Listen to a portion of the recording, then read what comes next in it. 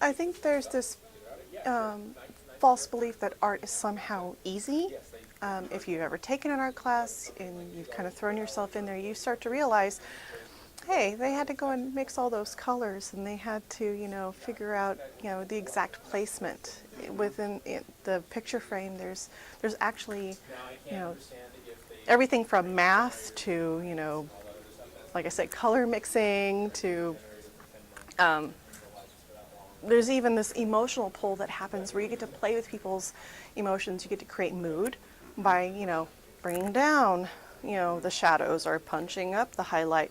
You get to do all of this. So you get to kind of tap into a psychological element with your crowd.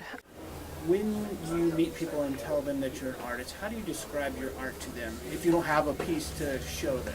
Well, I tell them that I am a landscape artist. I also love doing still life, and my current project is finding a way to combine the two, still life and landscape as well. Started off being an opera major, if you can believe that. So I did opera and piano composition, and then was doing art classes as kind of therapy from all the stress of all my classes. And so I started with like art history and ceramics, and then I just went from there. I signed up for my first painting class, my printmaking class. It really didn't matter what I got into. It just really kind of fed that creative need. Yeah, means of expression. Is there a vulnerability that you feel that comes out in your art? Definitely.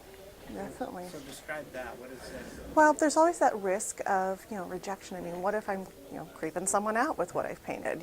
What if the palette I've chosen to paint something in is just not quite what someone's looking for? Like, they like my style, but what if the palette itself, the palette of colors, just doesn't speak to them whatsoever?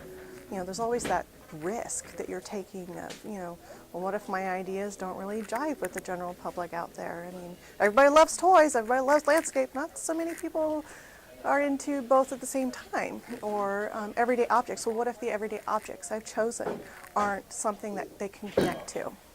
So there's always that risk. And do you ever do art that's just for you? Yes. Okay.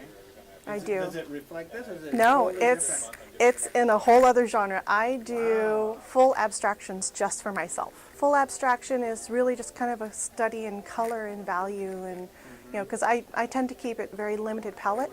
So it might be a painting that is very dominated by, say, red violet, but then the other two colors I'm using are white and black. Maybe I'll punch in a little bit of yellow just for some complementary color accent, but really I'll keep it very limited when I'm doing those paintings.